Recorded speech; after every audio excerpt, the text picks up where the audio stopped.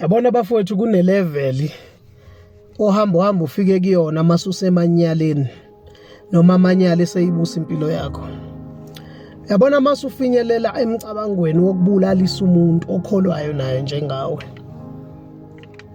Ngenxa yezinto enizibangayo nangenxa yobuhle osukubona ngaphambili. Yabona masufinyelele kuleya level uDavid akwazi ukubophela uUriya ezimpondweni zempi engakwazi ngisho ukulwa. Waphathisa incwadi ekhuluma ngokufa kwakhe. Yabona masukwazi ukuplana into enjalo against your brother, against umfazi kamfowenu.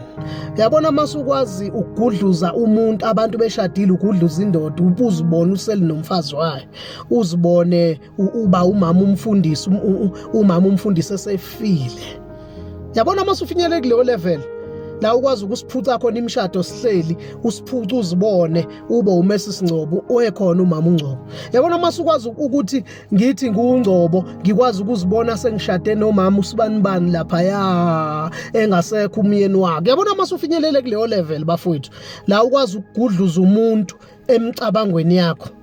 Awusukusu devil, sukusu devil ohamba ngeenyawo, usuku usuyinto ekungasalula ukuthi ngaphindi iphenduke.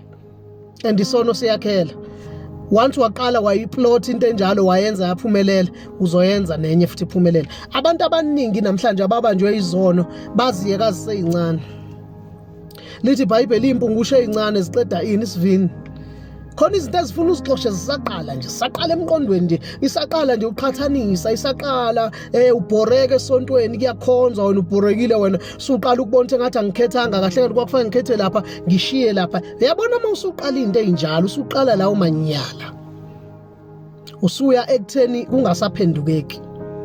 And incwadi yamaHebrews ithi asebeke bathesta izwi leqiniso bamukela ngisho isiphiwo sasezulwini benziwa abahlanganyeli kumoya ingcwele. Lithi mabeke bawa abanjalo bahlubuka, lithi ngeke baphinde bavuswe.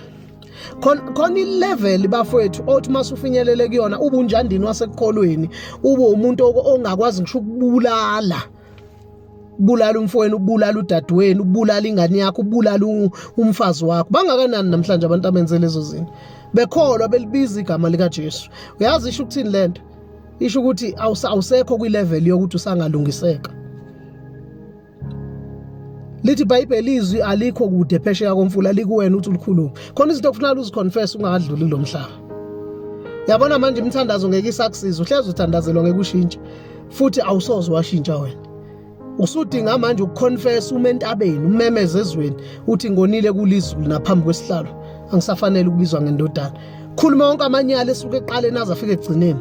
Noma izwe lingakwazi ukuthi wenza amanyala, kodwa uNkulunkulu uzobe eshaya izandla ezulwini. Ngoba uma uvuma izono uthembekile yena ukuthi akuthethelela kuhlangule kona konke okungalungi.